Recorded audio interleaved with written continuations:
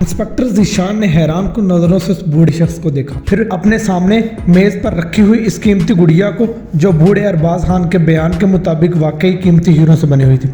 चंद लहज़े inspector बूढ़े अरबाज खान को देखता रहा। बूढ़ा अपनी मुख्तसर कहानी सुना चुका। तब ज़ीशान ने गुड़िया उठाकर नज़दीक से इसे देखा और इसके दिल में लालच आ गया। वो बोला, तो तुम चाहते हो इसे वापस वहीं पहुंचा दिया जाए जहां से तुमने इसे हासिल किया था? हाँ, मैं यही चाहता हूँ, बूढ़े ने जवाब दिया। ठीक है, लेकिन इस सिलसिले में एक शर्त होगी। इंस्पेक्टर ज़ीशान चालाकी से बोला, इस मनहूस गुड़िया से जान छूट जाएगी मेरी, और मुझे क्या चाहिए? इंस्पेक्टर साहब, मुझे आपकी हर शर्त मंजूर है। बूढ़ा बोला, ठीक है, फिर तुम आप इससे किसी से जिक्र नहीं करोगे, ना ही इसका जिक्र हमारे रोज़नामचे में आएगा, क्योंकि इस तरह ये गुड़िया सरकारी मालखाने में और फिर वहाँ से सरकारी म्यूजियम में चली जाएगी। यानी कहने का मतलब ये है कि गुड़िया अपनी असल जगह पर ना पहुँच सकेगी, घूम फिर कर वो तुम्हारे पास दोबारा आ जाएगी। इंस्पेक्टर ज़ीशान की मक्कारी काम कर रही थी। अरबाज बोला, ठीक है इंस्पेक्टर साहब, आप सही कह रहे हैं, बस ठीक हो गया। फिर तुम आप इत्मीनान से वापस जाओ, ऐशो इशरत की ज़िंदगी गुजारो। अगर तुम इस मुजस्मे से खौफज़दा हो तो इसका जिम्मेदार मैं हूँ। यानी यूँ समझा जाए कि अब ये मेरी मलकियत है और तुम्हारा इससे कोई ताल्लुक नहीं। मेरा ख्याल है कि ये इसके बाद तुम्हारे पास नहीं आएगी। इंस्पेक्टर ये कहते हुए हंस पड़ा। बूढ़ा अपनी जगह से उठ गया, हालांकि इसके दिल अब भी पुरसुकून नहीं था। वो सोच रहा था कि यकीन एक ना एक दिन ये गुड़िया फिर इसके पास वापस पहुंच जाएगी। यही आज तक होता आया था। बहरहाल वो वहाँ से चला गया। इंस्पेक्टर ज़ीशान को इसकी कीमत का अंदाज़ा था। वो तोहम परस्त इंसान नहीं था, और ना ही इस मफलूकुल हाल और मुस्तरब बूढ़े के मानद अहमक जो अब इतनी कीमती शय इस तरह इसके हवाले कर गया था। वो नहायत एहतियात के साथ इसे अपने घर में ले आया, लेकिन फिर इसकी भी रातों की नींद हराम होगी, किसी खौफ या जानी अनजानी मुसीबत से नहीं, बल्कि लालच और मुस्तकबिल में मिलने वाली बेपनाह मताओ दौलत से, क्योंकि इसकी आंखों में हसीन ख्वाब लहराने लगे। गुड़िया की इतनी कीमत मिल सकती थी कि वो एक हसीन और बेफिक्री की ज़िंदगी गुजार सकता था। वो दरअसल पहले ही से पुलिस की रस्मी नौकरी से बेजार था। वो कई बार मरते मरते बचा था मुजरिमों के हाथों। इसने सोचा कि गुड़िया को यहाँ फ़रोख्त करना हमाकत थी, किसी दूसरे मुल्क में इसकी कीमत और ज़्यादा मिल सकती थी, मसलन अमारात, दुबई या हांगकांग, जहाँ ऐसी चीज़ों की खरीदो फरोख्त आसानी से हो जाती थी और ज़्यादा छानबीन भी नहीं होती थी। लम्हों में इंस्पेक्टर ज़ीशान हांगकांग का प्रोग्राम बना चुका था। इसका पासपोर्ट वगैरह तैयार था और इसने छुट्टी की दरख्वास्त दी हुई थी। गुड़िया इसने नहायत एहतियात से छुपा दी और अपनी तैयारियों में मसरूफ़ हो गया। ये तैयारियां इसने नहायत तेज़ी से मुकम्मल की और बिलाहिर हांगकांग रवाना हो गया। गुड़िया को निकाल कर ले जाना एक मुजरिमाना कार्रवाई थी, लेकिन एक पुलिस अफसर होने की हैसियत से वो जानता था कि ऐसे काम किस तरह से किए जाते हैं। चुनांचे वो कामयाबी से हांगकांग पहुंच गया। हांगकांग के खूबसूरत होटल में काम के बाद इसने हांगकांग की सैर तफरी शुरू कर दी, लेकिन इस वक्त मसला तफरी का नहीं था। वो गुड़िया की फ़रोख्त के लिए मुनासिब पार्टी चाहता था। बाजार से इसने आकर एक कैमरा खरीदा, वापस आकर गुड़िया की कई तस्वीर बनाई। इसके बाद वो दोबारा अपने काम में मसरूफ़ हो गया। बिलाहिर इसने एक काम के आदमी का इंतखाब कर ही लिया। इसका नाम असफरा था। पहले इसने अच्छी तरह असफरा की शख्सियत का जायज़ा लिया। 3-4 मुलाकातों के बाद इसने इससे दिल की बात कहने का फैसला कर लिया। मेरा अंदाज़ा गलत नहीं है असफरा, तो तुम स्मगलिंग करते हो। एक शाम इसने मुस्कुराते हुए कहा, यहाँ तो हर तीसरा आदमी स्मगलिंग करता है। असफरा ने बेपनाह मुस्कुराहट के साथ कहा, मैं तुमसे एक खास बात करना चाहता हूँ। कहो क्या बात है? क्या यहाँ हीरो की फ़रोख्त का कोई बड़ा मरकज़ है? यहाँ क्या नहीं है? लेकिन असफरा बड़े गौर से इसका चेहरा तकने लगा और दानिस्ता जुमला अधूरा छोड़ा गया। हाँ, तुम्हारा ख्याल दुरुस्त है। मेरे पास एक नायाब चीज़ है और मैं इसे फ़रोख्त करना चाहता हूँ। कोई हीरा वगैरह है? हाँ, यही समझो। कितनी मालियत का होगा? बेअंदाज़ा। इसकी तस्वीर हैं, ये देख लो।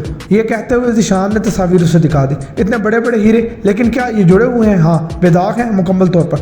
किस्म क्या है इसके बारे में मैं नहीं जानता, लेकिन इसकी कीमत से वाकिफ़ हूँ। ज़ीशान ने कहा, कुछ और एतबार कर सकते हो? असफरा ने इसकी आंखों में देखते हुए कहा, मैं नहीं समझा। मुझे दिखा दो और एतबार करो मेरी ज़ात से, तुम्हें कोई नुकसान नहीं पहुँचेगा। असफरा ने पुरखलूस लहजे में कहा, मुझे कोई एतराज़ नहीं है असफरा, आखिर तो किसी पर भरोसा करना ही पड़ेगा, लेकिन तुम इसे देखना क्यों चाहते हो?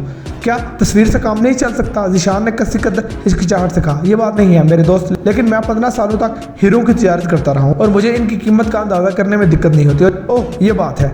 हाँ, अब मुझे वो शायद दिखा दो, मैं इधर ही बता दूंगा उनकी कीमत। मैं लाता हूँ, ज़ीशान ने कहा, और फिर इसने गुड़िया अपने सामान से निकालकर असफरा के सामने रख दी। असफरा ने इसे हाथ में उठाकर देखा और फिर इसकी आंखें मुतहय्यराना अंदाज में फैल गई।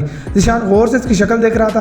तब भी असफरा ने एक गहरी हनकारी खारिज की और इस गुड़िया से वापस कर दी। तुमने इसकी कीमत का अंदाज़ा लगा लिया है? ज़ीशान ने झट से पूछा। इसके लहजे से लालच आया था। तुम्हारा क्या ख्याल है? असफरा ने उल्टा सवाल किया। तुम बताओ पहले। ज़ीशान भी चालाकी से बोला, ऐसे नहीं। असफरा मुख्तार लहजे में बोला, हमें आपस में सौदा करना चाहिए। अगर मैं इससे तुम्हारी पसंद की कीमत पर फ़रोख्त करा दूँ तो मुझे क्या कमीशन दोगे? 2%। नहायत ईमानदारी के साथ। 3 मंजूर है। अगर इसकी कीमत का तयन कर सकते हो तो बताओ, तुम्हारे ख्याल में क्या कीमत मिल जाएगी इसकी? मैं तुम्हें इसके 15 लाख अमेरिकन डॉलर खुद अदा कर सकता हूँ, वो भी 3 दिन के अंदर। लेकिन अगर तुम्हें यह रकम मंजूर नहीं तो फिर हमें एक सफ़र करना होगा। सफ़र? मिस्टर रे बर्डी ही इसकी मुनासिब कीमत अदा कर सकेंगे। पूरी दुनिया में हीरों के कारोबार में इनसे बड़ा कोई नहीं है। हमें कहाँ तक का सफ़र करना होगा? संखियांग के नेवाह में एक बस्ती डायमंड सिटी के नाम से आबाद है। ये बस्ती मिस्टर बर्डी ने बसाई है। ओह, तो हमें संखियांग का सफ़र करना होगा। हाँ, लेकिन इसका बंदोबस्त इस 3% में शामिल होगा। तुम्हारे ख्याल में इसकी कीमत क्या मिल सकती है? कम से कम 30 लाख से 50 लाख। ओह, अगर ये बात है असफरा, तो हमें देर नहीं करनी चाहिए। मैं रवानगी के लिए तैयार हूँ। मुझे भी कोई कबाहत नहीं। ज़ीशान मुसर्रत से मुस्कुराया। गुड़िया से मिलने वाली रकम से वो दुनिया के किसी भी खूबसूरत मुल्क में तमाम ज़िंदगी ऐशो आराम से गुजार सकता था। इसकी आंखों में फिर खुश आइंद मुस्तकबिल के दरख्शां ख्वाब सजना शुरू हो गए। दोनों अपनी अपनी तैयारियों में मसरूफ़ हो गए। तीसरे दिन फिर मिले। हमें यहाँ से किंग जाना होगा, किंग से सचाओ, और फिर हम सियांग में दाखिल होंगे। मैंने सफ़र के दौरान पूरे इंतजाम कर लिए हैं। ठीक है असफरा, अब जो कुछ भी करना है तुम्हें करना है। बात साफ है, मैं बेगर्ज इंसान नहीं हूँ। इस कीमत का कमीशन मेरी ज़िंदगी का अहम असासा बन सकता है। असफरा ने हंस कर कहा, क्यों नहीं, मैं तुम्हारा हक अदा करके तुम्हें मुबारकबाद पेश करूँगा। वैसे मुझे तुम्हारी ये साफ गोई पसंद है, इसके लिए मैं पेश की शुक्रिया अदा करता हूँ। तीसरे दिन उन्होंने अपने सफ़र का आगाज़ कर दिया। हांगकांग से दरिया पार करके वो सचाओ पहुँचे। सचाओ में इन्हें 3 दिन क़याम करना पड़ा, जिसके सबब ज़ीशान किसी अंदरूनी इज़्तिराब का शिकार हो गया। यहाँ क़याम इतना तवील क्यों हो गया असफरा? हमें सियांग जाने के बजाय सीधा डायमंड सिटी जाना है। असफरा ने कहा, ठीक है। इसके बाद हुकूमत की तरफ से डायमंड सिटी के सफ़र पर कुछ पाबंदियां हैं। मैं इन जिम्मेदारियों से बचना चाहता हूं और मैंने इस सफ़र के लिए हेलीकॉप्टर का बंदोबस्त किया। ओह, ज़ीशान ने तफहीमी अंदाज में गर्दन को जुम्बश दी। तुम काफ़ी दगोदो कर रहे हो, अच्छा सोच रहे हो तुम। मैं अपने पेशे से बेहद मुखलिस हूँ, मिस्टर असफरा मुस्कुराया। पर कैफ, यहाँ से एक बार फिर सफ़र की तैयारियां मुकम्मल हो गई। एक हेलीकॉप्टर इन्हें लेकर चल पड़ा। हेलीकॉप्टर में पायलट असफरा और ज़ीशान के सिवा और कोई भी नहीं था। तहद्दे निगाह अजीम पहाड़ी सिलसिले फैले हुए थे। एक मखसूस इलाके से प्रवास करते हुए अचानक असफरा ने पिस्तौल निकालकर ज़ीशान की कमर पर रख दिया। बस मिस्टर, खेल खत्म हो गया, गुड़िया निकालो। इसके धोखे पर ज़ीशान की आंखें खौफ से फैल गई। क्या मतलब? मैंने कहा ना, मैं अपने पेशे से मुखलिस हूँ। इतनी कीमती शहर में किसी दूसरे का हिस्सा मैं पसंद नहीं करता। असफरा ने खुश्क लहजे में कहा, गोया तुम मुझे धोखा देना चाहते हो। जल्दी करो, वक्त कम है। गलतफहमी का शिकार हो असफरा, क्या तुम्हारे ख्याल में मैं इतना ही कमज़ोर हूँ? मेरा ताल्लुक पुलिस से है, इंस्पेक्टर ज़ीशान ने कहा, और पलटकर असफरा के पिस्तौल पर हाथ डाल दिया। असफरा इससे निपट गया। असफरा, मेरी मदद की ज़रूरत तो नहीं है? हेलीकॉप्टर के पायलट ने गर्दन घुमाकर पूछा। ओ नहीं, मैं अभी इसे ठीक किए देता हूँ। असफरा इससे पिस्तौल वाला हाथ छुड़ाने की जद्दोजहद कर रहा था, लेकिन ज़ीशान इसकी तवक्को से ज़्यादा ताकतवर था। वो अपनी कोशिशों में कामयाब नहीं हो पा रहा था। इसी कश्मकश में अचानक गोली चल गई। निशाना पायलट बना। इसकी तवील चीख हेलीकॉप्टर में गूंज गई। इधर दोनों लड़ने वाले एक लम्हे के लिए सुन होकर रह गए। तभी अचानक हेलीकॉप्टर को एक ज़बरदस्त झटका लगा और दोनों लुढ़क कर एक तरफ जा गिरे, लेकिन दोनों की कश्मकश अभी जारी थी। हेलीकॉप्टर तबाह होने वाला है, अपनी जान। असफरा ने इतना ही कहा, लेकिन इसी वक्त एक और खौफनाक झटका लगा और असफरा की ज़ुबान कट कर बाहर निकल आई।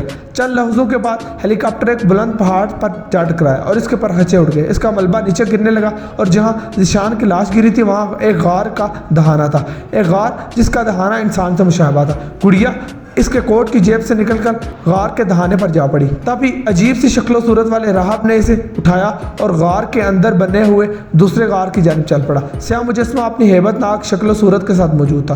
बूढ़े ने इसकी सीढ़ियाँ तय की और मुजस्मा इसके सीने में सजा दिया। तेरी मोहब्बत अजीम है सत्याना।